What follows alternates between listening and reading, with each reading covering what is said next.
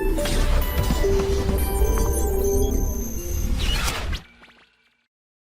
तो प्यारे बच्चों, हम तरंग गति की बात कर रहे थे। तरंग गति में हमने लास्ट क्लास में ये देखा कि किस तरीके से तरंग गति के समीकरण को लिखा जाता है। एक बहुत ही शानदार समीकरण को हमने ड्राइव किया था, उसका प्रूफ किया था, और उसमें ये देखा था कि एक ही सिंगल समीकरण में अनंत पार्टिकलों का, अनंत कणों का SHM सरल आवर्त गति एक साथ हो रहा था। किसी रस्सी पे तो अनंत कण है ना, और हमने उसमें एक कण को SHM दी, सरल आवर्त गति दी, और जैसे सरल आवर्त गति दी तो सारे कण सरल आवर्त गति में आ गए, और सरल आवर्त गति में आने से जो ऊर्जा हमने एक कण को दी थी वो ऊर्जा एक जगह से दूसरी जगह तक ट्रांसफर हो रही है, जिसे हमने तरंग की चाल बोली थी। तरंग की चाल का मतलब ऊर्जा का चलना, ठीक है। फिर हमने इसमें तरंग की समीकरण निकाली। अब उसमें जो तरंग की समीकरण निकाली वो उससे हमारा इस चैप्टर का 99% सारे सवाल हो जाएंगे, उसी के हिसाब से हमें चलना है।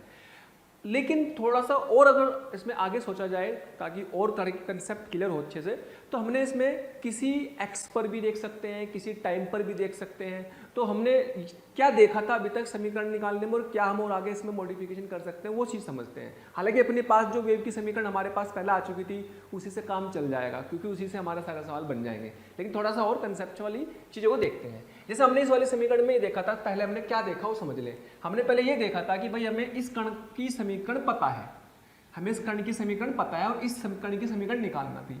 और x और t का फलन था, बेटे इधर x होता है, इधर y होता है। ये इंपॉर्टेंट पॉइंट है कि यहाँ x होता है। सरल आवर्त गति में यहाँ टाइम होता है, यहाँ विस्थापन होता है, उसमें हम x लिखते थे। अब हमने विस्थापन को y लिख दिया है ना, और इधर x एक्सिस ले ली। तो x का मतलब है कि कौन से कण की बात हो रही है, x इस कण का नाम है, ठीक है। तो हमें क्या करना है, हमें ये दिया होगा कि हमें इसकी वैल्यू निकालनी, तो किसी एक कण की समीकरण पता होगी। यानी कि कमाल की चीज़ है कि एक कण की समीकरण पता हो तो पूरी तरंग की समीकरण निकल जाती है। क्या कंसेप्ट लगाया था? कंसेप्ट ये लगाया था कि भाई हमें निकालनी किसकी, y निकालना है x, t में, यानी कि t, x कह सकते हो, है ना, या x, t एक ही बात है। तो कण, इस वाले कण का विस्थापन निकालना, तो ये किसके बराबर होगा। और ये बताया था कि बेटे जो आज इसके साथ हो रहा है वो इसके साथ पहले हो चुका है, यानी कि इसका विस्थापन इतना आ चुका होगा, लेकिन कितने समय पहले आ चुका होगा। ये टाइम t यहाँ से यहाँ तक का समय से कितना लग रहा होगा, कितने समय पहले यहाँ से जो डिस्टर्बेंस चल करके गया उसको चल करके जाने में कितना समय लग रहा है, यहाँ से यहाँ तक जाने में टाइम t पर ये है, और इसकी स्पीड भी है। डिस्टेंस ये मान लीजिएगा x है, ये x है, तो कितना समय लगा टाइम t ये, और इसको यहाँ तक जाने में समय लगा x/v। तो t माइनस x/v समय पहले, t माइनस x/v समय पहले इसके साथ ये हो चुका होगा, ये हम पहले जान चुके हैं। यानी कि जो इसके साथ t माइनस x/v समय पहले हो चुका था वो इसके साथ अब हो रहा है t पर। तो आप ये कह सकते हैं यही मुझे निकालना है। तो ये x बराबर 0 वाला पार्टिकल है, और t माइनस x/v पर जो इसका कण का विस्थापन है, और वो कितना है, इसका विस्थापन तो ये है। तो इसकी समीकरण मुझे पता है, इसमें t की जगह 1 सेकंड डालूं, 2 सेकंड डालूं, 3 सेकंड डालूं, t माइनस x/v डाल दो तो इसकी तब भी इसका डिस्प्लेसमेंट आ जाएगा, विस्थापन आ जाएगा। तो यानी कि इसकी समीकरण पता है तो उसमें डाल दो। ये तो सिंपल मैथ है। तो y equal to a sine omega t minus x/v plus phi naught. तो ऐसा कंफ्यूजन हो ना कि भाई तो पहले कर चुके, लेकिन यही सब कुछ है इसका मतलब इस चैप्टर में। इसलिए मैं बार बार इसको समझाने की कोशिश कर रहा हूँ कि इसको फील करें कि कैसे सोचा जाता है, क्योंकि मुझे थोड़ा सा मॉडिफिकेशन करना है इसमें। तो ये पता होगा तभी तो मॉडिफिकेशन करेंगे। यानी कि आपके पास आ गया x, t equal to a sine omega t, और बेटे ओमेगा/v को हमने लिखा था k x plus phi naught, ठीक है। ये समीकरण हमने पहले प्रूफ कर चुके थे, ठीक है। तो y इक्वल टू दिस। अब बात ये कर रहे हैं कि भाई हमने x बराबर 0 वाले की बात की थी, लेकिन जरूरी नहीं है कि आपको x बराबर 0 वाले की बात हो। रस्सी थी, ये क्या थी, रस्सी। हम रस्सी पर तरंग पढ़ रहे हैं अभी। रस्सी थी, तो रस्सी के किसी भी कण की, किसी भी पॉइंट की समीकरण पता हो तो भी समीकरण निकालनी आनी चाहिए। कैसे निकालेंगे बेटे, इसकी निकालनी, इसकी पता है, तो क्या करेंगे, क्या सोचेंगे, कितने समय में, स्पीड भी है, यहाँ से यहाँ तक की दूरी कितनी है, ये x माइनस नॉट, तो यहाँ पे समय कितने समय पहले इसके साथ ये हो चुका होगा, ये टाइम t हुआ। तो यहाँ तक चलने में इसको, यहाँ तक जाने में इसका समय भी पता है, समय बराबर दूरी बटे चाल, यानी कि चाल बराबर दूरी बटे समय। तो यहाँ तक समय बराबर ले लेंगे दूरी। दूरी कितनी चलेगी? x माइनस एक्स नॉट, और टाइम t की बात होगी तो t minus x naught by v. इतना सा अंतर आ जाएगा कि भाई पहले इतनी दूरी चल रहा था तो एक्चुअल में x माइनस 0 था ये, तभी तो ये दूरी थी। तो ये जो काम इसके साथ t सेकंड पर हुआ, इसके साथ t minus x naught by v पहले हो चुका था, और इसकी समीकरण पता है। तो ये जो विस्थापन इसका आज आया वो उसका बाद में आएगा, या जो उसका टाइम t पर है वो उसका इससे पहले आ चुका होगा। तो ये जितनी ऊंचाई है उतनी ऊंचाई आ गई। तो ये निकालनी, तो ये निकाल लो ना।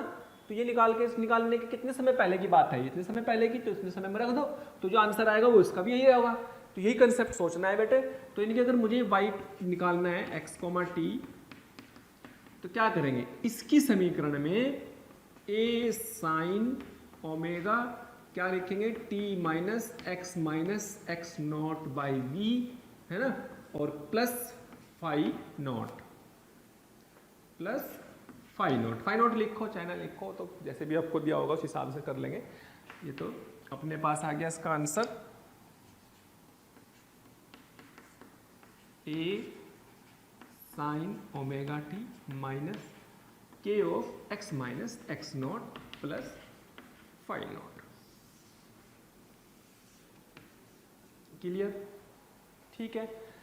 तो ये कंसेप्ट आपको क्लियर होना चाहिए कि कैसे वेव की समीकरण को लिखते हैं। और वैसे मैंने आपको एक और बताया था कि भाई चलो मान लो ऐसा भी तो दिया होगा ना, पहले ऐसे भी दिया होगा कि भाई मान लीजिएगा वेव की डायरेक्शन उल्टी है, ऐसे आ रही, और आपको इसकी तरंग की समीकरण निकालनी है। ये निकालनी इस पॉइंट, ये मतलब इस पॉइंट का विस्थापन निकालना, और इसकी आपको पता है y equal to a sine omega t plus phi naught मान लो। स्पीड v से इधर आ रहा। अब सोचो जो इसके साथ टाइम t पर हुआ, इसके साथ कितने समय बाद होगा? भाई मान लो ये 5 सेकंड पे हुआ, तो यहां तक का जाने का जितना भी समय लगेगा, मान लो लगा यहाँ पे 2 सेकंड, तो 5 + 2 7 सेकंड पे होगा। ठीक, यानी कि जोड़ना पड़ रहा है ना। तो कितने इसका टाइम t पे हुआ, तो अब तो वेव इधर जा रही ना, तो इसका तो कब होगा? यानी कि इस वाले का होगा कितने समय पश्चात? t plus x upon v. ये x वाले का हमें निकालना है। इसकी समीकरण पता है, इसकी समीकरण में इसका विस्थापन इतने समय बाद होगा, तो इसकी समीकरण पता है, इसमें डाल दो, तो यानी कि y x, t आ जाएगी बराबर इसमें किसना, इसमें t में, यहाँ पे t की जगह डाल दो बस, a sine omega t plus x by v plus phi naught. बेटे रिपीट हो गया, कोई दिक्कत नहीं है, लेकिन इसमें समझने की जरूरत यह है कि मैं यहाँ पे आपको कुछ जनरलाइज चीजें समझा रहा हूँ, है ना, और थोड़ा कंसेप्ट क्लियर हो जाएगा। तो ये आंसर आपका आ गया a sine omega t plus k x plus phi not. यहाँ से एक चीज और याद रखने की कि भाई अगर दोनों प्लस हो तो डायरेक्शन नेगेटिव एक्स में होगी, डायरेक्शन नेगेटिव एक्स में होगी, ध्यान रखना। दोनों प्लस आ जाए या दोनों ही माइनस आ जाए, अगर इनके बीच में एक भी माइनस आ गया, चाहे तो omega t minus k x हो या के एक्स माइनस ओमेगा टी हो, तो हमेशा पॉजिटिव एक्स डायरेक्शन में रहेगी।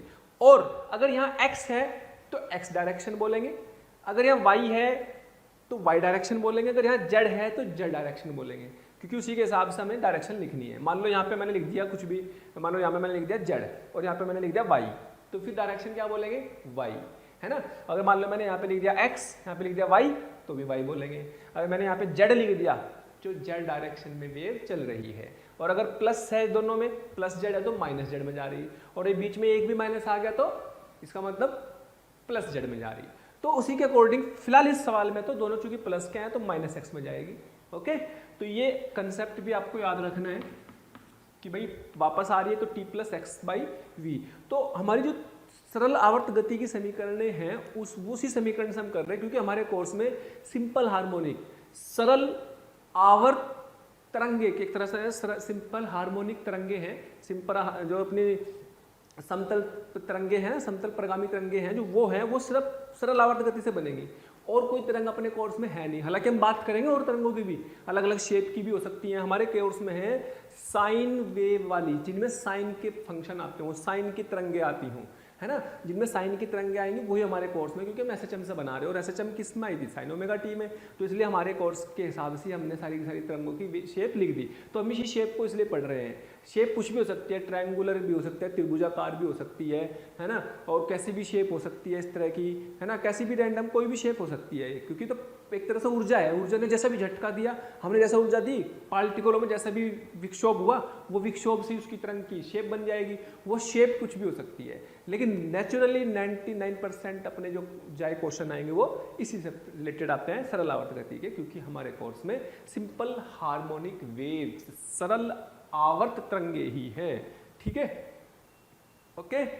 अब इसी में और वैरायटी देखते हैं, ताकि हमने क्या देखा अभी तक इसमें, बेटा हमने इसमें देखा कि जब x बराबर 0 पर पता हो समीकरण, या x बराबर x0 पर पता हो समीकरण, तब भी लिख सकते हैं, या इस डायरेक्शन में आते हुए लिखनी है तो भी लिख सकते हैं। कंसेप्ट वही लगाना कि जो आज मेरे साथ हुआ था तो कल किसके इस समय होगा, या जो उसके साथ हो चुका था तो मेरे साथ कब होगा, वो समय निकाल लो और वो समय उसमें रख दो जिसकी समीकरण पता हो, जिसके समीकरण पता हो उसमें रख दो। बस ये बेसिक कंसेप्ट हमारा वेव का है, जिसे हम बार बार रिपीट इसलिए करें ताकि ये फील आ जाए आपको, अच्छा ऐसा सोचना है भाई, है ना, क्योंकि यही this is the crux of the wave. अब तक हमने समीकरणों को कैसे लिखा कि x बराबर 0 पर, x बराबर x0 पर पता है, लेकिन और ये क्या है, फोटोग्राफ है, ये क्या है, किसी अक्षण पर इन तरंगों का फोटोग्राफ है। मान लीजिएगा भाई ये फोटो खींच लिया हमने, ठीक, ये फोटोग्राफ खींच लिया और ये किसी x वाले पार्टिकल की बात, क्योंकि तो जो थोड़ी ना कि पार्टिकल यही रहेगा, ये तो चलती रहेगी, ऐसे लहराती रहेगी तरंगे, तो पार्टिकल कभी भी कहीं भी हो सकता है, लेकिन जिस समय फोटो खींचा, जिस इंस्टेंट पर हमने फोटो खींचा उसकी बात कर रहे हैं। ठीक, अब ये सारी कहानी हम जब हमें समीकरण को t बराबर 0 पर या t बराबर t0 पर लिखने की प्रैक्टिस करनी है ना, हालांकि उसकी चांसेस बहुत ही रेयरेस्ट होते हैं कि हम उसकी जरूरत पड़े, क्योंकि जितना हमने तरंग में सब लास्ट लेक्चर में पढ़ा था उससे 99% सवाल हो जाएंगे, है ना। थोड़ी सी और प्रैक्टिस इसलिए कर रहे हैं ताकि आपको और अच्छे से फील आ जाए। हमने अभी तक जो समीकरण लिखी वो ऐसे लिखी थी जिसमें हमें टाइम की फॉर्म में ग्राफ की समीकरण किसी एक कण की पता थी, एसएचएम, वो थी सरल आवर्त गति किसी एक कण की। ध्यान से सुनेंगे इस बात को, कोई वो हमें y = a sin omega t plus phi naught एक कण की सरल आवर्त गति पता थी, तो किसी भी कण की सरल आवर्त गति लिख सकते थे, या फिर पूरी तरंग की सरल आवर्त गति की समीकरण लिख सकते थे। अब हमें एक ग्राफ की समीकरण दे रखी y और x में, यानी कि पूरा का पूरा ग्राफ है एक, ये किसी एक कण की एसएचएम नहीं है, ये कोई पूरी कण का एक ग्राफ है, ये y है और बेटे ये x है ना, ये y है और ये x है, ये पूरे उसका ग्राफ दिया हुआ कोई। अब इसको मुझे टाइम की फॉर्म में लाना, फलन को टाइम की फॉर्म में भी लाना, ताकि x की फॉर्म में तो है ही, ताकि हमारी तरंग की समीकरण बन जाए, क्योंकि तरंग की समीकरण x और t में होनी जरूरी है। ठीक, अच्छा, अब हमें ये दे रखा t बराबर 0 पे ग्राफ, ये बराबर t बराबर 0 पे बताना, तो t बराबर 0 पे है ये ग्राफ। अगर मुझे इसकी समीकरण लिखनी किसी टाइम t पर, तो सोचो t बराबर 0 पर ये फोटोग्राफ है एक तरह का, किसी टाइम t पर, और ये चल रहा है किसी स्पीड v से, तो जब ये चल रहा है तो टाइम t में तो आगे बढ़ जाएगा, टाइम t में तो पूरा ग्राफ है, तो ये टाइम t में तो आगे बढ़ जाएगा। तो ये ऐसे समझ लो कि भाई आप ये येलो कलर का ग्राफ मैं बना रहा हूं, इस येलो कलर के ग्राफ को हमने एट टाइम t पे है, तो इसकी समीकरण बतानी। ठीक, अब सोचो इसकी समीकरण बताने के लिए मान लो कि आपको इसमें ये निकालना y, ठीक, ये y निकालना as a function of x and t, और ये किस टाइम पे था ये वाला, ये था t बराबर 0 पर। तो अगर बहुत ध्यान से देखें कि जो इसके साथ अब हो रहा है टाइम t पर, यही इसके साथ हो चुका था, कितने समय पहले हो चुका था, और कितनी दूरी वाले पार्टिकल की बात हो रही थी। तो देखो ध्यान से, अगर मैं बात करता हूं कि भाई ये वाला पार्टिकल अपना x वाला है जिसका मुझे निकालना है, इसको यहां से, ये t बराबर 0 पर था, तो यहां से यहां तक जाने में समय लगा t, तो ये कितनी दूरी चला, ये वाली दूरी बराबर चाल गुना समय, चाल कितनी v, समय कितना लगा t, क्योंकि t बराबर 0 से t तक का तो समय ही लगेगा, तो this is speed into time, चाल गुना समय, थैंक यू सो मच प्यारे स्टूडेंट्स, हमें इतना प्यार देने के लिए। डेली हजारों स्टूडेंट्स हमारे वीडियो लेक्चर देख करके लाभान्वित हो रहे हैं। हमारी आपसे रिक्वेस्ट है कि आप हमारे डिस्क्रिप्शन बॉक्स में जा करके हमारे लिंक को क्लिक करें, अपना एनरोलमेंट सुनिश्चित करें। जो स्टूडेंट्स डाउट सॉल्विंग और स्टडी मटेरियल के लिए भी इच्छुक हैं, वो हमारे प्रीमियम कोर्स के लिए अप्लाई करके ज्वाइन कर सकते हैं। कितनी दूरी चला, यानी कि जो x दूरी वाले कण के साथ टाइम t पर हुआ, वो x माइनस इतनी दूरी वाले कण के साथ t बराबर 0 पर हो चुका था। ये कितनी दूरी आएगी बेटे, ये दूरी आ जाएगी आपके पास यहां से यहां तक, this is x minus v T. x minus v T दूरी वाले कण के साथ ये हो चुका था, और ये मुझे पता है a sign k x plus phi not, ये कुछ भी कांस्टेंट मान लिया के, ये कोई भी ग्राफ की समीकरण है जिसमें कोई कांस्टेंट है के, ठीक है। तो इसकी मुझे y पता था, अब मुझे इसका y निकालना, तो दोनों तो बराबर हैं, तो इसकी समीकरण में क्या रखूंगा, अलग अलग x पे अलग अलग y निकल जाएंगे। तो ये x कितना है, क्या ये x माइनस वी टी है, ये तो है ये वाला x माइनस वी टी। तो अगर मैं x की जगह x माइनस वी टी रख दूंगा तो मेरे पास ये वाला डिस्प्लेसमेंट के बराबर ही आ जाएगा, यानी कि इसका भी आंसर आ जाएगा मेरे पास x और t में। इन शॉर्ट आप इसको ऐसे समझें कि y equal to x comma zero, x comma zero तो ये पता, x कोमा जीरो मतलब t बराबर 0 पर ये वाली समीकरण, ये वाली, ये क्या है, ये y x कोमा जीरो तो है, t बराबर 0 पर x की समीकरण दे रखी, किसके बराबर होगी, ये हो जाएगी y किसकी, x माइनस वी टी समय पहले कोमा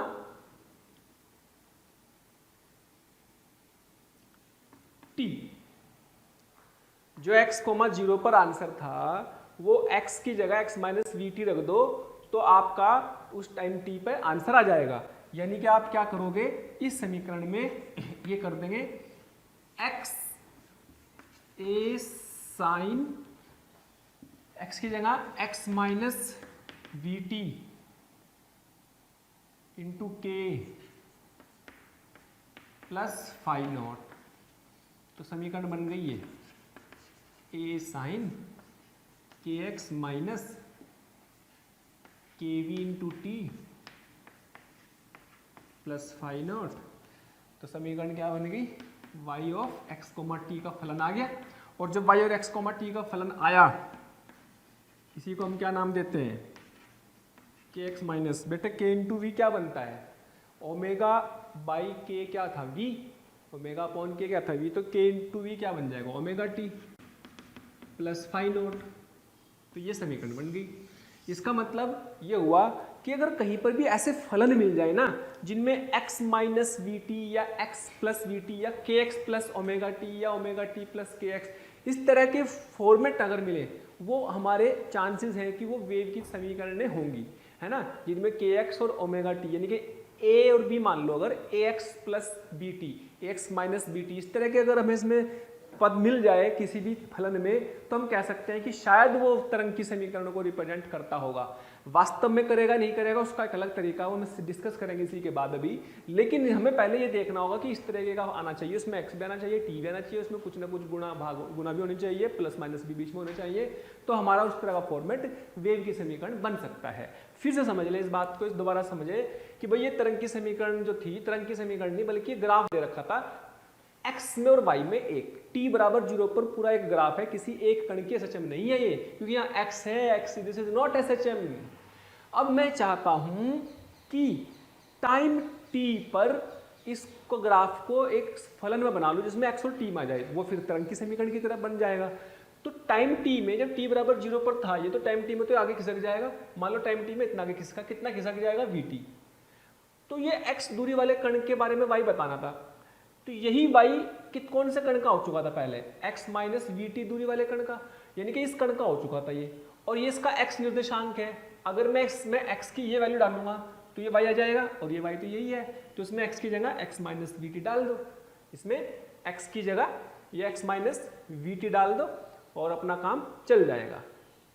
भाई x कोमा 0 और x माइनस वी टी है ना, तो ये अपना आंसर आ जाएगा, x की जगह पे डल जाएगा, किसी टाइम t के बराबर आ जाएगी, यानी कि अपने पास y of x comma t के बराबर बन जाएगा। और अगर इसमें t बराबर ये जहाँ पे है ना, इस वाले में डाला था ना, x की जगह x माइनस वी टी डाला था है ना, इस वाले में डाल दो t बराबर 0 वाले में x माइनस वी टी, और इसमें डाल देंगे तो ये x कोमा टी वाले के फंक्शन के बराबर आ जाएगा, ये सही रहेगा। ठीक है, इतनी बात क्लियर हो गई। अब ये हमने t बराबर 0 पर फोटोग्राफ लिया, ये t बराबर 0 पर, लेकिन जरूरी थोड़ी फोटोग्राफ t बराबर 0 पर ही दिया हो। एक और लास्ट केस समझ लेते हैं। मैं फिर कह रहा हूँ कि ये वाले केस कोई ऐसा नहीं है कि बहुत इनके बिना रुक जाएगा कुछ भी काम, अपना जो वेव की समीकरण हमको प्रूफ कर चुके थे वहीं से चल जाएगा। ये सिर्फ आपकी प्रैक्टिस के लिए समझा रहा हूँ कि कैसे सोचा जाता है इस वेव को लिए, है ना। मान लीजिएगा ये t बराबर टी नोट पर है फोटोग्राफ, t बराबर टी नोट पर, और किसी टाइम t पर ये आगे चला गया, ये तो कब है t बराबर टी नोट पर, और ये कब है t बराबर t पर। ठीक है, इसका y मुझे निकालना है, ये y x और t की फॉर्म में निकालना है। ये y मुझे पता है, ये y इसका पता है, क्या पता है, y equal to a sine k x plus phi naught, इसका x और y का ग्राफ पता है। This is not a wave, ये वेव नहीं है व्हाइट वाली, ये व्हाइट वाली वेव नहीं है, ये वेव तरंग नहीं है, क्योंकि तो x और y का ग्राफ है सिंपल। तरंग तो तब बनेगी जब x और t बनेगा ना, ये सरलावर्त गति है क्योंकि यहाँ t नहीं है। तो अब सुनो, ये किसी टाइम t नोट पर था, स्पीड कितनी थी इसकी, पूरे के पूरे इसकी v से चलता था ये। अगर इसकी स्पीड v थी, यहाँ से वहाँ पहुँचा, तो ये कितनी दूरी चलेगा, ये दूरी बराबर कितनी हो जाएगी, speed distance equal to speed into time, speed into time. Time कितना लगा टी नोट पे, तो ये था ही पहले से, टाइम टी पे पूछा, मैं मान लो टी बराबर 5 सेकंड पे था पहले ही, और 7 सेकंड पे पूछ लिया, तो कितना समय लगा, 7 माइनस 5, 2 सेकंड में डालोगे, 2 सेकंड में कितना चला, तो 2 सेकंड में कितना चला, यानी कि आपको t माइनस टी नोट डालना है यहाँ पे। तो ये तो हमें निकालना था, ये वाला x, ये वाला x तो निकालना था, है ना, और ये वाला x पता है मुझे, ये कितना आ गया, v of x minus v of t minus t note, यही तो पता है x, और इसकी समीकरण पता है मुझे, तो x की जगह डाल दूंगा, इसलिए y of x comma t किसके बराबर बन गया, यहाँ पे डाल दूंगा a साइन के, x की जगह डाल दिया x minus v of t minus t naught plus phi naught, most general समीकरण बन गई, k x minus k v t minus t naught phi naught, a sine k x minus omega t naught plus phi naught. कुल मिला के बात ये हो गई कि समीकरण तो वही आनी जो आ रही थी पहले भी, जो पहले भी आ रही थी वही समीकरण आनी है, कोई टेंशन वाली बात नहीं है ना। तो उसी तरीके की है भाई, t बराबर 0 कर दोगे तो वाली आ जाएगी सबसे पहले जो की थी, इस वाली में x बराबर 0 कर दोगे तो उससे पहले वाली में x बराबर 0 कर दोगे तो वो वाली आ जाएंगी। तो कुल मिलाकर समीकरण तो वही आनी काम की, ये तो मोस्ट जनरल केस कर दिया, और इससे भी जनरलाइजेशन करेंगे अभी इसको हम, और ठीक है। हाँ तो प्यारे बच्चों, अब हम ये देखेंगे कि कोई भी दुनिया की कोई भी फलन, अब हमने ये तो देख लिया कि कोई भी ऐसा फलन हो सकता है जो कि तरंग बन सकता है, बस वो x और t का फलन होना चाहिए। तो जरूरी नहीं कि साइन कोस ही आए, कुछ भी हो सकता है वो, लेकिन उसमें x और t होना जरूरी है। तो ऐसे फलन तो अनंत है दुनिया में, ऐसे फलन तो अनंत है दुनिया में। तो वो x और t का फलन एक तरंग को रिप्रेजेंट कर रहा है या नहीं कर रहा है, उसके लिए हमारे पास कुछ तो मानक होना चाहिए। तो हमने समीकरण को स्टैंडर्ड माना हुआ है, मानक समीकरण है, जो मैं यहाँ थोड़ा सा प्रूफ भी करूंगा उसको।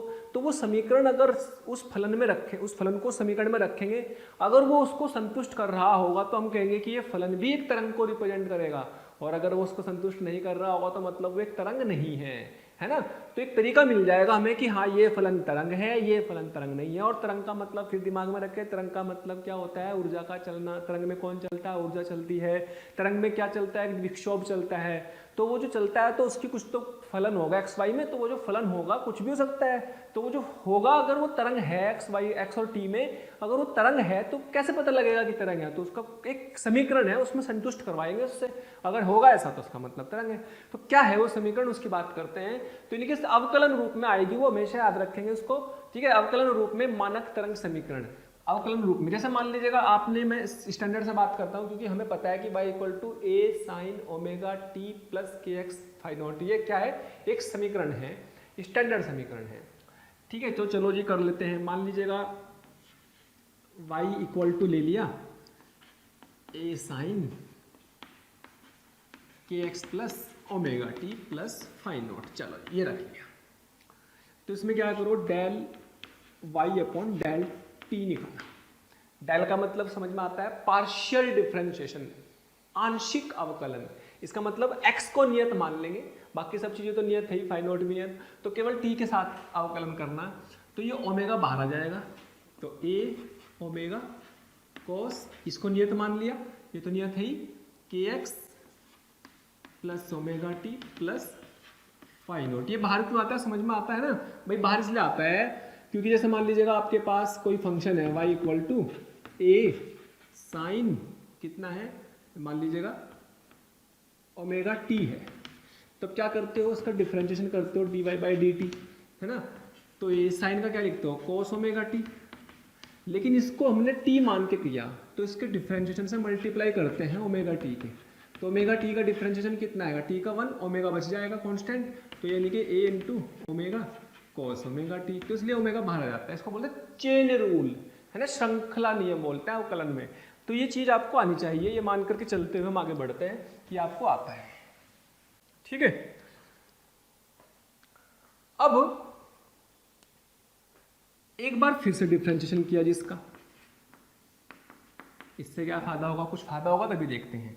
तो ये a ओमेगा, फिर t के रिस्पेक्ट में किया तो एक ओमेगा और बाहर आ जाएगा, और cos का होता है माइनस के साइन, और ओमेगा एक और बाहर आएगा तो ओमेगा स्क्वायर, तो sine k x plus omega t plus phi naught. This is equation number 1। अब अगर मैं इसको x के रिस्पेक्ट में करूं, del y upon del x के रेस्पेक्ट में करेंगे तो क्या आएगा, इसमें k बाहर आ जाएगा, ये कांस्टेंट माना जाएगा, तो k बाहर आ जाएगा, साइन का cos हो जाएगा, cos kx plus omega t plus phi naught. Phi naught प्रारंभिक कला है, प्रारंभिक फेज है, इनिशियल फेज।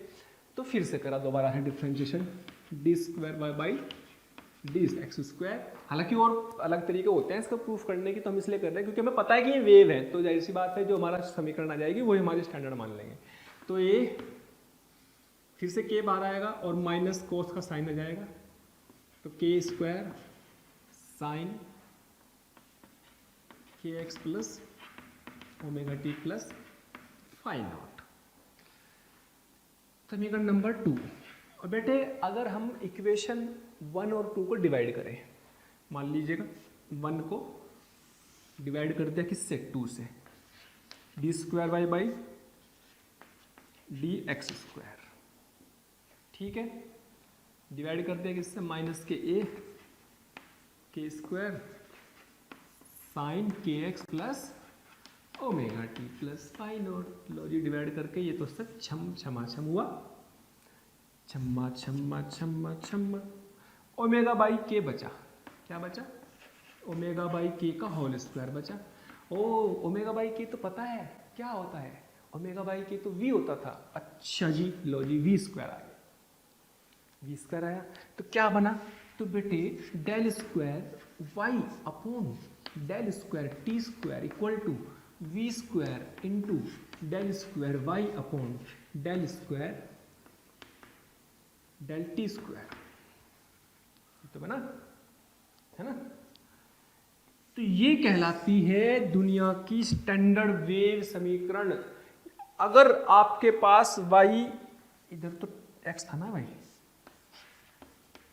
देख लो एक बार, okay, del square y by del t square b square del square y del x square, ये अपनी दुनिया की ऐसी समीकरण आ गई कि दुनिया की जितनी भी x और y के फलन होंगे जिनमें t भी होगा, y का जो फलन होगा x और t में, उसको यहाँ रखो और संतुष्ट कराओ, लेफ्ट हैंड और राइट हैंड के बराबर कर दो। अगर बराबर आ रही तो उसका मतलब वो एक तरंग को रिप्रेजेंट कर रहा है, अगर बराबर नहीं आ रही तो मतलब एक वेव तरंग को रिप्रेजेंट नहीं कर रहा है। इसका मतलब ये तो हमेशा ही करेगा क्योंकि इसी से तो प्रूफ करा हमने। इसमें 2 बार डिफरेंशिएशन करो, इसको 2 बार डिफरेंशिएशन करो, लेफ्ट हैंड राइट हैंड बराबर आ जाएंगे इसमें। तो इसका मतलब कोई भी फलन दे सकता है आपको, दुनिया का कोई भी फलन आपको दिया रहे एक्स और टी में, तो वो अपनी तरंग की समीकरण को रिप्रेजेंट कर रहा है नहीं कर रहा, तो इस स्टैंडर्ड समीकरण से रिप्रेजेंट करेंगे जिसमें v क्या है, v क्या है, v तरंग की चाल, जिसे हम वेव स्पीड बोलते हैं बेटे, वेव स्पीड बोलते हैं, है ना। तो हमें मशीन मिल गई कि भाई कोई फलन आया x और t का, इधर से डालो y में, है ना, और उधर से x और t में वो तरंग है नहीं है पता लग जाएगा, है ना। जैसे अपने मेरे पास मशीन होती है, आप इधर से आलू डालो, सोना बाहर निकल जाएगा। प्यारे बच्चों, हमें रोज कमेंट्स के माध्यम से ये रिक्वेस्ट आ रही है कि सर हमें इस टॉपिक के वीडियो लेक्चर प्रोवाइड करें या इस टॉपिक के वीडियो को समझाएं। तो मेरी आपसे रिक्वेस्ट है कि आप हमारे चैनल पर जाकर के सब्सक्राइब करें और बेल आइकन को हिट करें ताकि जो भी वीडियो लेक्चर हमने डाले हुए हैं उसके नोटिफिकेशन आपसे मिस ना हो।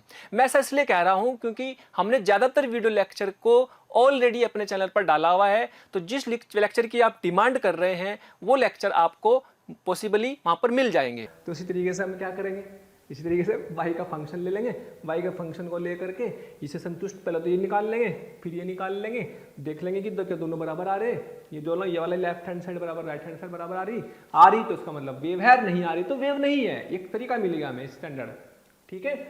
तो इसमें मान लो कब कोई भी दे सकता है, मान लीजिएगा मेरे को दे दिया डेल स्क्वायर, एक क्वेश्चन दे दिया, मान लो del square y upon del t square बराबर 9 del square x by del t square, क्या ये तरंग को रिप्रेजेंट कर रही है?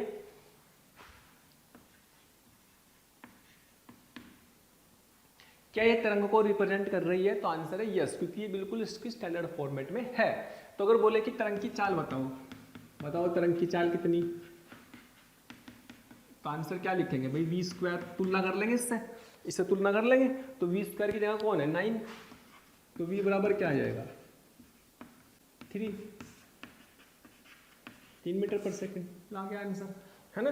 तो स्टैंडर्ड से आप कंपेयर करना। मान लो आपको दे दिया 25 del square y by del square equal to del square y upon del x square, ये दे दिया। तो क्या ये तरंग को रिप्रेजेंट कर रहा है? यस। क्या इसमें तरंग की चाल पूछी जा सकती है? यस, पूछ सकता है। तो तरंग की चाल कितनी आ जाएगी भाई, मान लो ये दे दिया 0.25। तो इसमें पहला आप क्या करेंगे, इसको यहां लेकर के जाएंगे, तो del square y upon del t square 1 upon 0.25 del square y by del x square, ये अपना कौन है, वी स्क्वायर है, तो वी स्क्वायर बराबर 1 अपॉन 0.25, छम्मा हो जाएगा 4 बार, तो v बराबर √4 बराबर 2 मीटर पर सेकंड। तो ध्यान रखना v स्क्वायर को मल्टीप्लाई किसमें किया हुआ है, जहाँ पे x स्क्वायर आ रहा नीचे, है ना, और t स्क्वायर वाला इधर रख लेंगे। क्लियर? तो कुल मिला के बात ये आ गई कि अब हमें डरने की जरूरत नहीं है, कोई भी फलन दे दे तो उस फलन को चेक करना कि हाँ वो एक तरंग को रिप्रेजेंट कर रहा है नहीं कर रहा, वो भी हम कर सकते हैं। हालांकि बहुत कम पूछता है इस चीज़ को, बट पता तो होना चाहिए ना कैसे करते हैं। अब आप देखो ध्यान से, अगर कहीं पे भी x और t, अगर ध्यान देखो तो kx plus omega T, kx minus omega T, इस तरह का फलन अगर दिया हो तो आपको लगेगा कि वेव के जैसा है, लेकिन कन्फर्मेशन यहाँ से होगी। ठीक, कन्फर्मेशन यहाँ से होगी कि वो वेव है या नहीं है। यानी कि दुनिया का कोई भी फलन ax plus omega t b t, तो वो चेक करने के लिए इस वाली समीकरण में रखो, सोल्व हो जाएगा कि हाँ वो तरंग है या नहीं है। ठीक है, तो प्यारे बच्चों हमने ये तो देख लिया कि स्टैंडर्ड वेव समीकरण है, लेकिन कैसा भी फलन हो, अगर आप बहुत ध्यान से देखो तो हमें y और x और t में कोई भी फलन दिया हो, वो कैसा फलन हो सकता है, इस तरह का होना चाहिए कि ax प्लस bt, इस फॉर्मेट का फलन होना चाहिए, है ना। अभी तो मैंने साइन कोस वाली समीकरण ली थी क्योंकि मुझे पता था वो वेव है, लेकिन फंडामेंटली बिल्कुल मूलभूत तरीके से हम उसी चीज़ को दोबारा रिपीट करते हैं कि कैसा भी हो सकता है वो। भाई यहाँ पे kx प्लस ओमेगा टी था, अब kx की जगह ax प्लस bt ले लो, कुछ भी आ जाए फलन, लेकिन वो वेव है नहीं है, वो उस समीकरण को रिप्रेजेंट, उससे सेटिस्फाई होना चाहिए, संतुष्ट होना चाहिए। तो क्या करेंगे भाई, एक बार करेंगे, ये ध्यान रखना जब हम डिफरेंशिएशन लिखते हैं, मान लो y का डिफरेंशिएशन करते हैं, तो y को डिफरेंशिएशन करने पर क्या करते हैं, क्या सब y डैश लिख देते हैं ना। तो कोई भी फलन है अगर उसको हम f की जगह f डैश लिख देते हैं, इसका मतलब एक बार, और दो बार करना तो दो डैश लगा देंगे। तो ये भी एक तरीका है इसको लिखने का। मान लो हमने इसका डिफरेंशिएशन किया विद रिस्पेक्ट टू t, हमने मान लो with respect to t differentiation किया, डिफरेंशिएशन मतलब अवकलन, इसका अवकलन कर दिया विद रिस्पेक्ट टू t, तो मान लीजिएगा ये आया y डैश इक्वल टू, इसका डिफरेंशिएशन इधर हो गया f डैश, क्योंकि कोई भी फलन हो सकता है, जब फलन पता ही नहीं तो क्या लिखे, तो हमने उसको f डैश लिख दिया, तो यह क्या आ गया ax प्लस bt। और बेटे bt क्योंकि t के रेस्पेक्ट में कर रहे हैं तो इसके डिफरेंशिएशन से मल्टीप्लाई करेंगे, x वाला तो कांस्टेंट मान लिया, इसका तो जीरो हो जाएगा, bt का क्या आएगा b, तो b से बाहर मल्टीप्लाई कर देंगे। ठीक, एक बार फिर से कर दिया, है ना, फिर से कर दिया दोबारा से, तो f double dash ax plus bt, एक बार फिर से b आ जाएगा, तो b स्क्वायर इक्वेशन 1। ठीक है, अब फिर से उसी तरीके से सोच रहे हैं जैसे मैंने पहले सोचा था, ax प्लस bt, अब किसके रेस्पेक्ट में करेंगे, with respect to x, x के सापेक्ष कर देंगे, तो y डैश x कोमा t equal to f dash ax plus bt। अब हमने t को कांस्टेंट मानना पड़ेगा क्योंकि x के रेस्पेक्ट में कर रहे हैं, तो t को कांस्टेंट मानने पर ax प्लस bt में इसमें a से मल्टीप्लाई कर देंगे, क्योंकि यहाँ पर ये कांस्टेंट हो गया, इसमें इसके डिफरेंशियल से मल्टीप्लाई करेंगे, ax का जाएगा a। ठीक है, दोबारा से फिर कर देंगे डबल डैश x कोमा t, डबल डैश x कोमा t, तो f double dash ax plus bt into a square. ठीक है, तो इक्वेशन नंबर 2 मान लो। अब 2 को 1 से डिवाइड कर लो, 2 को 1 से डिवाइड कर लो, जब 2 को 1 से डिवाइड करेंगे तो बेटे ये क्या बन जाएगी, ये बन जाएगी अपनी, इसका मतलब तो क्या था, del square y by del t square equal to f double dash x plus b t b square. और बेटे इसका क्या मतलब था, वाई बाई इसका था del square y upon del x square, है ना, divide by f double dash x plus b t, और यहाँ पर ए स्क्वायर। ये इससे क्या हो गया, छम छमा छम, और ये क्या बचा बेटे, बी अपॉन ए का होल स्क्वायर। ठीक, तो बी अपॉन ए का होल स्क्वायर आ गया, del square y upon del t square बराबर बी अपॉन ए का whole square del square y upon del x square. तो बहुत ध्यान से देखो इसको, तो b upon a coefficient of गुणांक किसका, b किसका, t का, a किसका, x का गुणांक है, तो बेटे इसको हम लिख देते हैं v स्क्वायर। तो वही सा आंसर आ गया कि नहीं, आगे जो पहले वाला था। यानी कि अब आपको कोई भी फलन दे दे तो बस इस समीकरण को संतुष्ट कराना, इसमें v बराबर क्या हो गया, b अपॉन ए, चाल है तो प्लस का ही लेंगे दोनों, जिसे हम कह सकते हैं t का गुणांक और ये x का गुणांक, उनका अनुपाती क्या कहलाता है, चाल, तरंग की चाल कहलाता है। देखो इस चैप्टर की जो असली चीज है, मैं फिर कह रहा हूँ, वो तरंग के समीकरण से रिलेटेड सवाल आएंगे, हम उस चैप्टर की थोड़ी सी डिटेलिंग में जा रहे हैं, बस उसको समझने की कोशिश कर रहे हैं कि अच्छा जर्नलाइजेशन जैसे है, दुनिया की कोई भी फलन दे रखा हो आप उसको इस तरीके से कर सकते हैं। दूसरी चीज आप ये ध्यान रखें कि जो फलन दिया हुआ इस तरीके का कुछ भी हो सकता है, x plus we T, x minus v T, के एक्स प्लस वी टी, के एक्स माइनस ओमेगा टी, कुछ भी दे सकता है ना, साइन कोस भी हो सकता है, कुछ भी e की पावर हो सकती है, कैसा भी फलन दे देगा वो।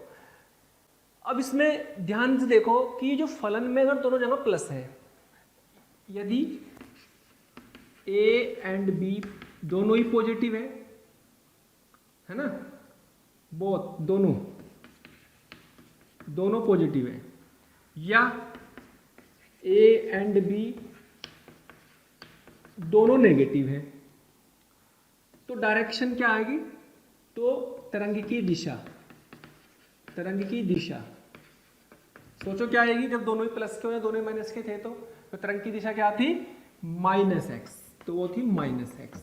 और दूसरा, अगर एक भी प्लस हो जाए, मान लीजिएगा ये बोल दिया है ना, यदि a प्लस और b माइनस हो, या a माइनस का हो और b प्लस का हो, तो तरंग किधर जाएगी, तो तरंग की दिशा किधर आ जाएगी, प्लस x में आ जाएगी। ठीक है, ध्यान रखना, यहाँ x है तो प्लस x में, यहाँ पे z है तो प्लस z में, मतलब z के हिसाब से सोचना, और ज़्यादातर चूंकि हमें x ही मिलेगा है ना, तो इसलिए हमने इसको ऐसे लिख दिया। तो दिशा की बात भी होगी। अब हम जर्नलाइजेशन में चल रहे हैं, बिल्कुल सामान्य तरीके से में, है ना। हालांकि सवाल फिर कह रहा हूँ वापस, y equal to a sine omega t plus k x या माइनस के एक्स, उसी समीकरण पे बनेंगे सारे के सारे चैप्टर के क्वेश्चन, ध्यान रखेंगे इस बात का। लेकिन ये जर्नलाइजेशन हमारा यहाँ पर आकर के कंप्लीट हो जाता है ना। जर्नलाइजेशन से रिलेटेड अब आपको कोर्स में तो कौन सी है, साइन कोस वाली तरंगे हैं, लेकिन क्या एक आधी तरंग हमें ऐसी भी देखनी चाहिए जो इससे अलग हो, क्या एक आधी तरंग ऐसी भी देखनी चाहिए जो इससे अलग हो, है ना। चलो वो भी देख लेते हैं एक आधी, तो ताकि जो साइन कोस से बिल्कुल डिफरेंट हो। साइन कोस वाली तो हमें पता ही तरंग होगी, लेकिन साइन कोस से अलग भी तो हो सकता है, कोई फलन, कोई भी शेप हो सकती है, कोई पल्स, जिसे स्पंद बोलते हैं, कि कुछ भी हो, झटका, ऐसा कुछ भी चला हो, जो हवा ऊर्जा चली, मतलब ऊर्जा जो चलेगी उसका कैसा भी ग्राफ हो सकता है। तो एक जर्नलाइजेशन का फंक्शन ले लेते हैं जिससे कि आपको जो है फील आ जाए। हाँ, तो जो हमने सामान्य तरंग की समीकरण पढ़ी है, सामान्य तरंग की समीकरण कौन सी पढ़ी, सामान्य तरंग की समीकरण हमने ये पढ़ी, del square y upon del square del t square equal to v square del square y upon del x square. ये आपने पढ़ी है समीकरण। ये सामान्य दुनिया की कोई भी तरंग हो जो y और x के फॉर्म में एक फलन दे रखा हो, y फलन दिया है x और t के रूप में, तो अगर वो फलन इस समीकरण की लेफ्ट और राइट साइड को संतुष्ट करता है तो हम कहते हैं कि ये फलन एक तरंग को निरूपित करता है ना। एक सामान्य तरीका है। तो उसमें फिर हमने ये भी देखा था कि भाई ये फलन कोई भी हो, चाहे मान लो, लेकिन इस तरह का होना चाहिए, ax प्लस बी टी, इस तरह के फॉर्मेट का होना। अगर कहीं पे ऐसा फॉर्मेट का दिख रहा है x प्लस बी टी की तरीके का, तो वो तरंग हो सकता है, लेकिन कन्फर्म तरंग होगा वो इससे पता लगेगा। ठीक, तो लेकिन उसके साथ साथ कुछ कंडीशन और भी है, जैसे सरल आवर्त गति से बन रहा है, एक तो फिर तो सिंपल हार्मोनिक फंक्शन हो गया, सरल आवर्त गति से बन रहा है, नहीं कि सरल आवर्त फलन हो गया, लेकिन साथ साथ उसकी नियत वैल्यू होनी चाहिए। अगर x इन्फिनिटी पर जा रहा है, t भी इन्फिनिटी पर रख रहे हैं, तो उस फलन का मान सीमित होना चाहिए। ये नहीं कि अनंत आने पर अनंत जाए, अनंत आने पर अनंत नहीं, x बराबर अनंत पे, t बराबर अनंत पे अनंत नहीं आना चाहिए। फलन का मान क्या होना चाहिए, सीमित होना चाहिए। अगर वो सीमित आ रहा है और इस समीकरण को संतुष्ट कर रहा है, तो इसका मतलब हमारे लिए वो फलन क्या कहलाएंगे, तरंग कहलाएंगे। मतलब ये तो हमारे पास एक तरह से भी समझ लो ब्रह्मास्त्र है, इससे तो पता लग ही जाएगा कि हाँ वो तरंग है कि नहीं है। लेकिन कई बार हम देख के भी आइडिया लगा सकते हैं, अनुमान लगा सकते हैं कि अच्छा ये तरंग होगा या नहीं होगा, और अगर होगा तो आप उसकी वेग की उसकी चाल भी निकाल सकते हो। वो कैसे निकलती थी, b अपॉन ए से। b अपॉन ए का मतलब t का गुणांक बटे x का गुणांक, है ना, t का गुणांक बटे x का गुणांक। ये हम पढ़ चुके हैं, और वो भी इनकी प्लस की वैल्यू सिर्फ। ठीक, और ये भी जानते थे कि दोनों में अगर प्लस है तो माइनस एक्स में जा रहा है, एक भी अगर माइनस आ जाए बीच में तो उसका मतलब नेगेटिव एक्स में जा रहा है, ये हम जान चुके हैं। अब मैंने कुछ फलन दिया आपसे, इन फलन में मैंने पूछा है कि बताओ कि कौन सा तरंग को निरूपित करता होगा। जो तरंग को निरूपित करता होगा वो बताना, लेकिन सबसे पहले ये कंडीशन चेक कर लो तो थोड़ा आइडिया लग जाएगा बिना सोल्व करे ही। फाइनल तरीका तो ये है, इससे पता लगेगा अगर संतुष्ट कर रहा है तो है, नहीं तो नहीं। लेकिन बिना इसके भी सोच सकते हैं। जैसे अगर इसकी बात करें सबसे पहले, तो ये तो हम जानते ही हैं, इसको तो हमने देखा ही, भैया किस तरह का फलन है, क्या ax/bt इस तरह का फलन है, यस। और साइन की फॉर्म में तो है, तो इसमें x और t को कुछ भी रखो, साइन का आंसर तो -1 और +1 के बीच में रहेगा, यानी कि +a और -a के बीच में रहेगा, तो फाइनाइट आंसर आता है। चाहे x को इन्फिनिटी रख लो, t को इन्फिनिटी रख लो, किसी भी समय पर देखो, इसका आंसर +∞ -∞ के बीच में आता है। और ये भी जानते हैं कि ये समीकरण को संतुष्ट करता है, इसको संतुष्ट करता है। क्यों करता है? क्योंकि इसी से तो प्रूफ करके देखा था हमने, इसी से तो प्रूफ करके देखा था साइन वाले समीकरण से, तो वो तो संतुष्ट करेगा, क्योंकि हमें पता है कि ये वेव है। तो इसमें तो अगर आपसे पूछ ले जाए कि भाई ये वेव है, यस, ये तरंग का फलन है, यस तरंग का फलन है, और उसमें v निकालना, तो क्या लिखते थे बेटे, b का मापांक बटे a का मापांक। a की b की वैल्यू कितनी, ये आ गई w, और इसकी वैल्यू कितनी, k। और बेटे आप जानते ही है कि अपनी क्या होती है, तरंग की चाल होती है, ध्यान रखें, दिस इज तरंग चाल। तरंग चाल मतलब वेव स्पीड, और वेव स्पीड का मतलब किसकी स्पीड, वेव में स्पीड का मतलब वेव में जो विक्षोभ, जो झटका हमने दिया वो चल रहा है उसके अंदर से, यानी कि ऊर्जा की चाल, ठीक है। अच्छा, अब और फलन दे रखे, y बराबर ax - vt, क्या ये भी x और t की फॉर्म में है, क्या ax vt की फॉर्म में है, a की वैल्यू 1, b की वैल्यू v, तो क्या ये एक तरंग की जैसा हो सकता था? एक तरीका क्या है कि इसमें रख के देखो, सोल्व करो 2 बार डिफरेंशिएशन t के रेस्पेक्ट में, 2 बार x के रेस्पेक्ट में, वहां रख के देखो आंसर मैच कर रहा है तो ठीक, नहीं तो नहीं।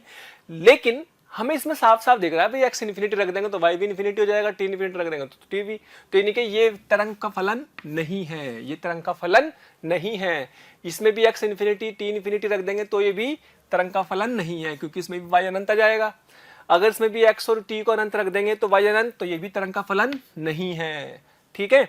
अच्छा, इसकी बात करते हैं कि अगर इसमें x को इन्फिनिटी या t को इन्फिनिटी रख देंगे तो ये इन्फिनिटी, तो y की वैल्यू क्या आ गई, 0, 0 तो एक फाइनाइट वैल्यू आ जाएगी, है ना, तो 0 तक इसकी वैल्यू आ रही है, तो इसका मतलब अगर इन्फिनिटी रख देंगे तो इसकी वैल्यू 0 आ रही है। तो यानी कि ये क्या है, एक फलन है।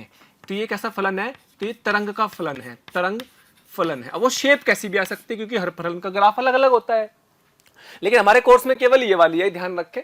मैं तो सिर्फ आपकी नॉलेज बढ़ाने के लिए थोड़ी सी चीजें आपको एक्स्ट्रा बता रहा हूं, तो उसको आप, लेकिन ये आना भी जरूरी है, क्योंकि किसी भी तरह की भाई झटका तो कैसे भी दे सकते हैं ना, झटका तो आपके मान लीजिए ऐसे भी हो सकता है, ऐसे भी हो सकता है, ऐसे भी हो सकता है ना, तो कैसी भी शेप का हो सकता है वो, है ना, किसी भी रैंडम शेप का हो सकता है। लेकिन हमें कौन सा लेना, जो हमारे कोर्स में आसानी से जो चलता है सरल आवर्त गति के हिसाब से, साइन फंक्शन वाला चलता है ना। बाकी हो कैसे भी सकता है, मैं एक एग्जांपल आपको ऐसा जरूर कराऊंगा जिसमें आप किसी भी तरीके की वेव की शेप कर सकते हो, सोच सकते हो, ठीक है। तो ये हमारे पास एक तरंग का फलन आ गया। अब अगर ये तरंग का फलन आ गया तो उसमें x का गुणांक क्या हुआ, इसकी बात करते हैं भाई। x का गुणांक क्या हुआ, तो उसमें चाल क्या आ जाएगी, x का गुणांक 1 और t का गुणांक 2, है ना, तो कितनी आ गई, 2 मीटर पर सेकंड। तो इसमें तरंग की चाल ये होगी, इस चाल से चल रहा होगा ये, है ना। इसका ग्राफ भी बनाएंगे, कोई नहीं, अभी देखेंगे इसका है ना। अच्छा, इसकी बात करें तो क्या ये तरंग है, क्या ये हो सकती है? अगर x और t को इन्फिनिटी रख देंगे तो e की पावर माइनस इन्फिनिटी क्या आ जाएगा, e की पावर माइनस इन्फिनिटी 0 आ जाएगा। तो क्या ये भी तरंग हो सकती है? यस, हो सकती है। मैं फिर कह रहा हूं, है या नहीं है ये कंफर्मेशन ये करेगा, लेकिन ये हो सकती है तरंग, ये भी तरंग फलन हो सकती है, ये होता है, ये अभी हम मान लेते हैं, मतलब इसका प्रूफ करोगे तो आ जाएगा ये, है ना। लेकिन क्योंकि डिफरेंशिएशन 2 बार करने में बहुत टाइम लगेगा, तो इसलिए मैंने आपको बता दिया कि ये फलन है। इस तरह का मिलेगा कहीं तो आप उसको बोलेंगे कि ये फलन है। स्टैंडर्ड अच्छा है, बढ़िया सवाल है, पूछा हुआ है, तो ये भी आपका हो सकता है, इसमें चेक कर सकते हैं। चाहो तो मैं एक चेक करके दिखाता हूं, मान लो मैं इसको चेक करता हूं, मान लो इसको चेक करता हूं। इसको चेक करने के लिए क्या करो भाई, 2 बार डिफरेंशिएशन करो उसका, पहले तो किसके रेस्पेक्ट में, लो जी इसको करते हैं, y इक्वल टू e की पावर -2x + 3t, है या नहीं है उससे पता लगेगा। लो जी, पहले del y by del t निकाल लो, del y by del t निकालेंगे, e की पावर -x का e की पावर -x ही होता है, लेकिन माइनस का 3t बाहर आएगा, ये तो कांस्टेंट माना जाएगा, तो माइनस के 2x + 3t, और चूंकि माइनस अंदर जाएगा तो माइनस के 3 से मल्टीप्लाई कर दिया, del square y upon del t square. एक बार फिर से करा, फिर से -3 बार आ जाएगा, तो यहाँ आ जाएगा 9 e की पावर -2x + 3t, ये आ गया। अब बेटे del y by del x निकाल लेते हैं, है ना, del y by del x निकाल लेते हैं क्योंकि हमें वो भी चाहिए। तो ये क्या करो, इसको कर लो इसको, तो माइनस के 2 बाहर आएगा इस बार, e की पावर -2x प्लस 3t। एक बार फिर करा, del square y by del x square बराबर 2 बाहर आ जाएगा, तो ये 4 हो जाएगा, e की पावर -2x प्लस 3t। अब बेटे अब इसमें क्या करो, ये देखो यहाँ पे रखा, अच्छा v कितना आएगा, लेफ्ट हैंड साइड तो चलो ये आ गई, v कितना आएगा, v स्पीड की चाल की बात करें तो t का गुणांक बटे x का गुणांक। अगर आपको हमारे वीडियो लेक्चर्स पसंद आ रहे हैं तो प्लीज़ लाइक और शेयर करना ना भूलें। इससे आपके साथी, आपके जो ज़रूरतमंद दोस्त और विद्यार्थी हैं उन तक भी ये वीडियो लेक्चर पहुंच जाएंगे ताकि वो भी इससे लाभान्वित हो सकें। और अभी मैं यही कहना चाहूँगा कि आपका इतना प्यार और इतना स्नेह देखकर हमारी मोशन की पूरी टीम बहुत मोटिवेटेड है और आपके इस प्यार के कारण, इस मोटिवेशन से ही हम और अच्छे से अच्छे कंटेंट आपको प्रोवाइड करते रहेंगे। क्या ये 3/2 आना चाहिए, v ये होगा। तो यहाँ रख के देखो इसका आंसर क्या आया, इसका आंसर तो ये आया, this is left hand side, ये लेफ्ट हैंड है और राइट हैंड साइड ये है। तो राइट हैंड साइड में v स्क्वायर से और मल्टीप्लाई करो, यानी कि v square del square y by del x square की वैल्यू क्या आ गई, v स्क्वायर का मतलब 3/2 का स्क्वायर, यानी कि 3/2 का स्क्वायर का मतलब 9/4। तो यहाँ 9/4 इंटू इसकी वैल्यू क्या है, 4 इंटू दिस, 4 इंटू ई की पावर -2x प्लस 3t। इसका मतलब 4 से 4 कट गया तो क्या आ गया, 9 इंटू ई की पावर -2x प्लस 3t। ओह ये तो बिल्कुल इसके कोल आ गया, इसके कोल आया। इसका मतलब ये क्या हुआ, राइट हैंड साइड के बराबर आ गया। इसका मतलब ये राइट हैंड साइड के बराबर आ गया। इसका मतलब this is also wave function. इसमें चूंकि डिफरेंशिएशन आसान था इसलिए हमने इसको 2 बार करके सोल्व करके कर लिया। इसमें डिफरेंशिएशन आसान नहीं होगा, बहुत मेहनत लगानी पड़ेगी डिफरेंशिएशन करने के लिए, तो आएगा लेकिन ये भी कंफर्म आएगा। तो करने का तरीका यही है, किसी भी फलन को चेक करना है तो उसका ग्राफ कैसा भी बन सकता है, उसकी शेप बन सकती है, यानी कि ये क्या है, ये तरंग फलन है, तरंग फलन है, ठीक है। ये भी तरंग फलन है, ये भी तरंग फलन है, इसकी शेप कैसी होगी सबकी आप बता सकते हो, है ना। जैसे हमने दो फलन देखे y वाला और e की पावर x वाला, यानी कि एक तो फलन ये देखा y इक्वल टू e की पावर -2x प्लस 3t। हमने जान लिया कि ये क्या है, तरंग फलन है, यस। और स्पीड भी निकाली, इसकी स्पीड कितनी आई थी, 3/2 मीटर पर सेकेंड।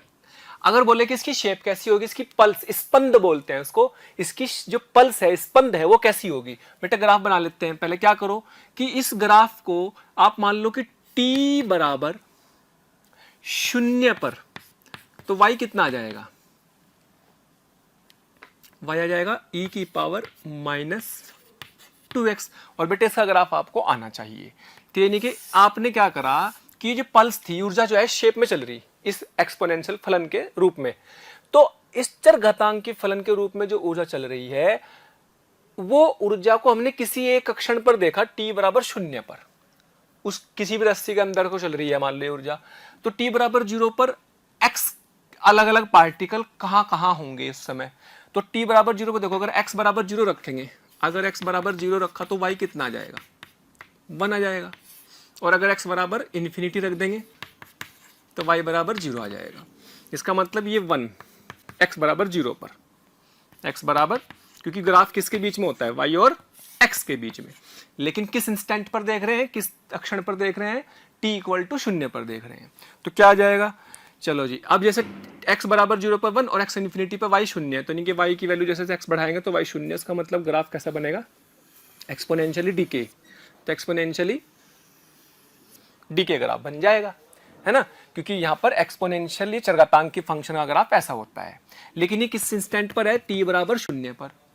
अगर आप आगे बढ़ जाएंगे t बराबर 1 सेकंड 2 सेकंड पर, तो ये शेप पल्स आगे बढ़ जाएगी, ठीक, ये पल्स आगे बढ़ जाएगी तो ग्राफ कुछ ऐसा हो जाएगा। अच्छा ये बनाया, तो इसका मतलब अगर इसका एम्पलीट्यूड, आयाम बोला जाए तो आयाम क्या होगा, आयाम क्या होता है? अधिकतम विस्थापन। तो अधिकतम तो 100 पर तो जा नहीं रहा ग्राफ, तो आयाम क्या हो गया? 1, ऐसा बोल दो, 1 मान लो, है ना। तो ठीक है, अब ऐसे ही अगर मान लो 1 सेकंड पे पूछ लेता तो यहाँ 1 सेकंड रखते, तो फिर 1 सेकंड पे इसका ग्राफ बना लेते। 1 सेकंड पे ग्राफ होगा तो ये थोड़ा आगे शिफ्ट हो जाती, आगे शिफ्ट हो जाती तो ग्राफ कुछ इस तरीके का बनता। यानी कि अब ऊर्जा जो है इस शेप में चल रही, ऐसे इधर भी हो सकती है, इधर भी हो सकती है, ठीक है। तो ये मान लीजिएगा t बराबर किसी भी इंस्टेंट पर ले लिया, t बराबर 1 सेकंड मान लो, चलो ये बना 1 ही होगा, और ये अपना कुछ भी जो आप x चाहो तो वो दे सकते हो यहाँ पे, है ना भाई। कितने पर आ जाएगा मान लीजिएगा, आप ध्यान से देखो, ये अगर मैं बात करूं तो y इक्वल टू e की पावर -2x प्लस 3, ये आ गया ना t बराबर 1 पे। तो x बराबर -3/2, और इस तरफ भी हो सकता है, इस तरफ भी हो सकता है, ठीक है। क्योंकि ये 0 होना, 0 कब हो सकता है? ये जब ये 0 होगा तो इसकी वैल्यू 1 आएगी, चाहे e की पावर -0 हो वो भी 1 होता है, और e की पावर +0 हो तब भी 1 होता है ना। तो ये x की वैल्यू आप कुछ भी ले सकते हैं, +1/2, 1.5 और -1.5। भाई +1.5 या -1.5 के हिसाब से आप इसको कर लें, तो ये -3 1.5 आया। तो ये आ गया आपके पास t इक्वल टू 1 सेकेंड पर आया ना, तो t इक्वल टू 1 सेकेंड पर x की वैल्यू हमने ले ली -1.5, यानी कि आप ये कह सकते हैं कि ये वेव इस तरफ जा रही है,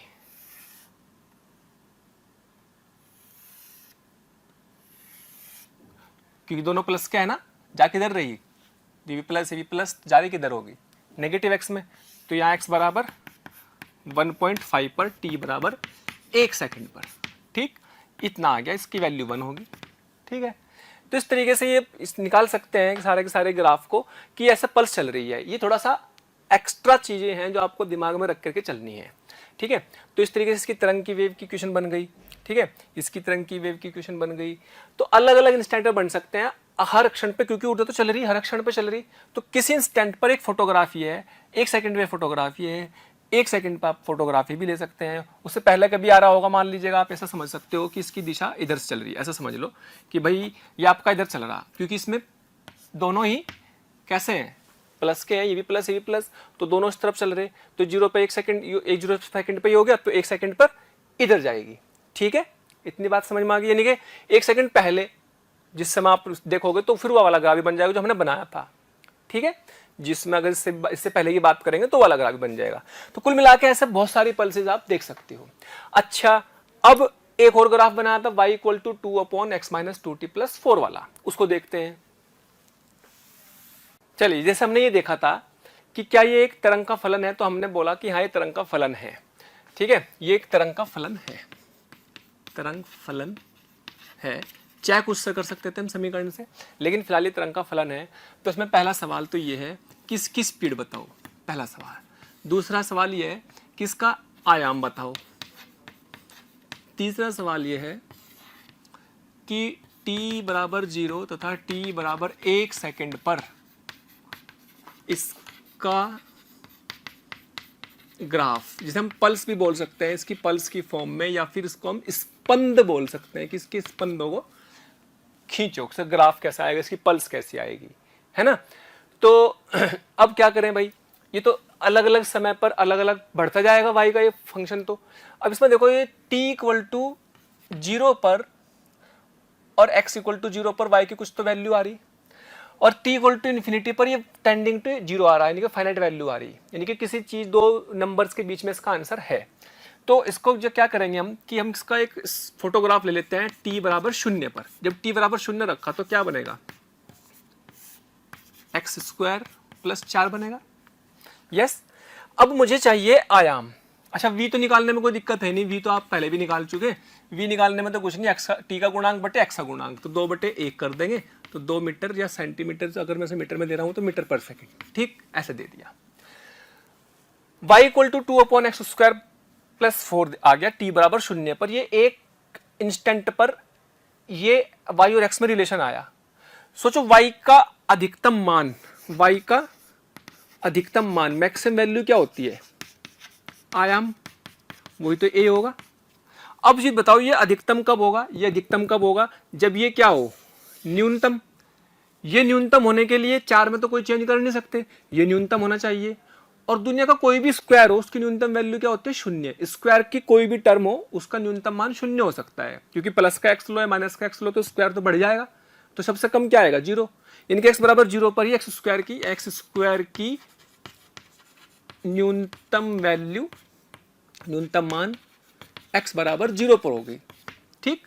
क्योंकि अगर आप 1 रख देंगे तो भी 1 2 3 4 पे स्क्वायर बढ़ जाएगा, और -1 -2 करेंगे तो भी बढ़ जाएगा, तो 0 पर इसका न्यूनतम मान होता है। इसका मतलब ये x जब 0 होगा तब ये अधिकतम होगा, यानी कि y का अधिकतम मान क्या आ गया, 0 का स्क्वायर प्लस 4।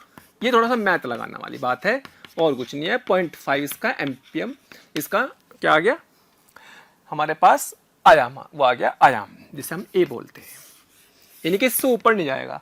अच्छा, अगर x और t को इन्फिनिटी कर दें तो 0, यानी कि 0 और 0.5 के बीच में रहेगा इसका आंसर। इसका मतलब सीमित मान आ गया ना, है ना। और बाकी फाइनली चेक करने के लिए वो समीकरण है जो हमने बताई थी, del square y upon del t square equal to v square del square y upon del x square, है ना। फाइनली तो हम उसी समीकरण पर आने वाले हैं जो हमारी साइन वाली थी, लेकिन ये थोड़ी सी बातें आपको और एक्स्ट्रा पता होनी जरूरी है। अच्छा, अब हम बात करते हैं कि भाई एम्पलीट्यूड आ गया, ये आ गया, ये आ गया, t बराबर 0 पर और 1 सेकंड पर। अच्छा, t बराबर 0 पर तो ये इसका ग्राफ बनाए अगर, तो ग्राफ कैसे बनेगा इसका भाई, लो जी x और y में ग्राफ बनाना। तो t बराबर 0 पर इसका मान 0.5 है, लो जी 0.5। और जैसे जैसे इन्फिनिटी जाएगा x तो ये 0 की तरफ जाएगा हाइपरबोलिकली। इधर भी ले लो, चाहे x के मान प्लस के ले लो चाहे माइनस के, ऐसा ग्राफ बनेगा। तो ये क्या कहलाती है, पल्स। एक तरह से ऐसा ग्राफ बन गया, पल्स बन गया, स्पंज सा बन गया ये, है ना। तो ये किस अक्षण पर है, t बराबर 0 वाले अक्षण पर है ये, क्योंकि वो तो चल रही ना, ऊर्जा तो चलती जा रही। तो जिस समय मैंने देखा उस समय ये तो ये था। अगर 1 सेकंड की बात करें, अगर मैं t बराबर 1 सेकंड पर बात करूं, t बराबर 1 सेकंड पर, तो क्या y बराबर क्या बन जाएगा, 2/x-2 का स्क्वायर प्लस 4, ये तो बनेगा। सोचो अब ये आपका y मैक्सिमम कब होगा, जब ये 0 x-2 0 होगा तो x बराबर 2 पर।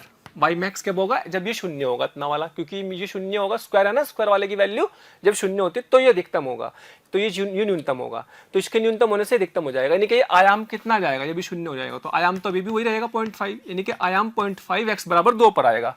लेकिन जब हमने t को 1 सेकंड रखा, तो जब x बराबर 2 रखा तो उस समय फिर से यही आयाम आया, यानी कि t बराबर 1 सेकंड पर ये यहां पहुंच चुका है, जिसकी वैल्यू 0.5 है यहां पर, x बराबर 2 सेकंड पर। इस तरीके से इसका ग्राफ इधर भी आएगा, इस तरीके से इसका ग्राफ इधर भी बैठ जाएगा, है ना। और आप इसकी डायरेक्शन ऑफ मोशन देख सकते हो, डायरेक्शन ऑफ मोशन इस तरफ होगी, इसकी गति की दिशा किधर होगी, इधर। क्यों, क्योंकि एक प्लस का एक माइनस का बीच में, जब भी एक प्लस का एक माइनस का हो तो ये गति की दिशा आएगी, दिस इज गति की दिशा। तो मेरे ख्याल से गति की दिशा में भी कोई कन्फ्यूजन नहीं होना चाहिए, आयाम में भी कोई कन्फ्यूजन नहीं होना चाहिए। ये भी तिरंगे हैं, ये भी तिरंगे, वो अलग बात है कि इतनी ज़्यादा तिरंगे के क्वेश्चंस जो है अलग अलग ऐसे फंक्शन नहीं देगा जिनके आप बहुत ज़्यादा मैथ लगाना पड़े। लेकिन हाँ, ये एक अच्छा स्टैंडर्ड सवाल है जो कि कई बार आपको दिखेगा किताबों में, है ना, आया हुआ है। तो इसको हमें उसी तरीके से सोचना जिस तरीके से कोई भी वेव का फलन हो या तरंग हो उसको सोचते हैं, ठीक है। इसी तरीके का एक और देख लेते हैं। हाँ जी बेटे, इसी तरीके का एक और क्वेश्चन देखते हैं जैसा हमने अभी किया।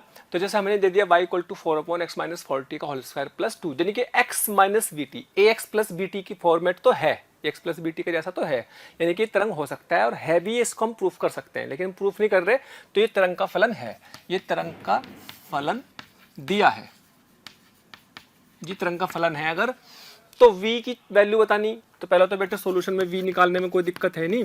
v बराबर क्या था, b/a, b का मतलब t का गुणांक, a का मतलब x का गुणांक, यानी कि आ गया 4 सेंटीमीटर पर सेकंड, क्योंकि x किस में ले रखा, सेंटीमीटर में ले रखा, सेंटीमीटर पर सेकंड में आ गया, ठीक है। सेकंड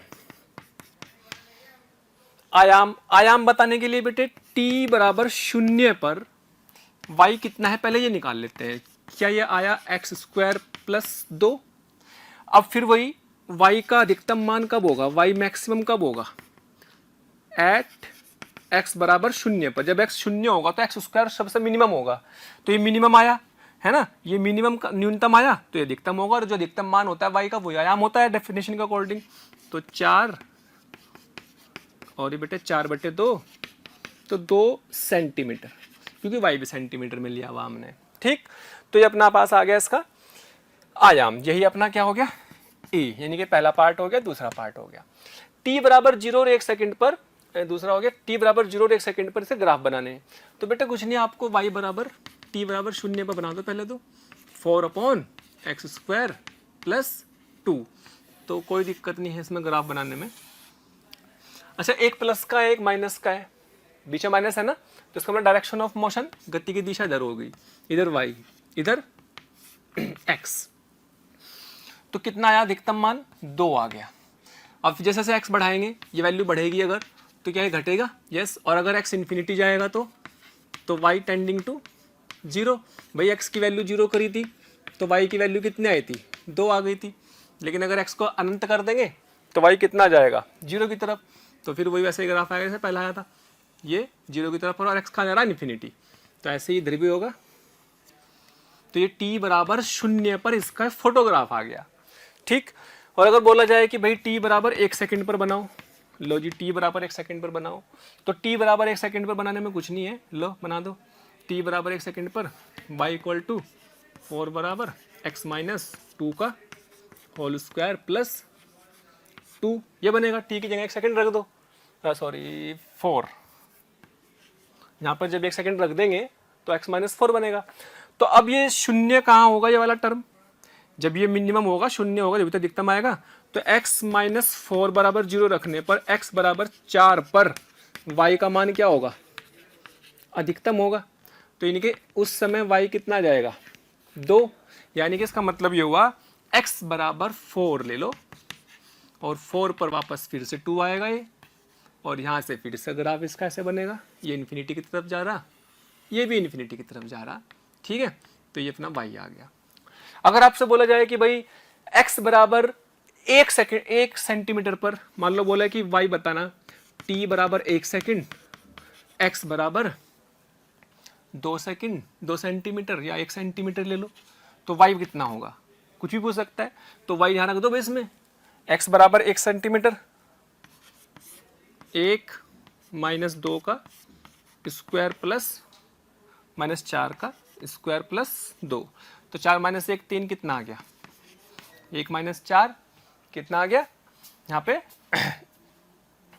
3 का मतलब 9, 9 2 11, तो y = 11। अब ये कहाँ पर होगा पॉइंट, y = 11/4, 1 सेकंड वाले में, 1 सेकंड वाला ये था, कहाँ पर y = 4/11, तो y = 4/11 आपका 200 तो कमी है, 4/11 कहीं है तो ये मान लो चाहे ये मान लो, 2 आंसर आ रहे हैं इसके मतलब y के, ये और ये, दिस इज 4/11, तो ऐसे कोई भी y निकाल सकते हैं, है ना। ठीक है, तो इस तरीके से हमने कुछ एक्स्ट्रा और थोड़े से एडवांस वाले फंक्शन भी देख लिए हैं कि तरंगे क्या आते हैं, लेकिन वास्तव में फिर मैं कह रहा हूं कि वास्तविक फलन जो होंगे वो वही वाले होंगे जो पहले हमने पढ़ लिया, sin के x ω t वाले। ठीक,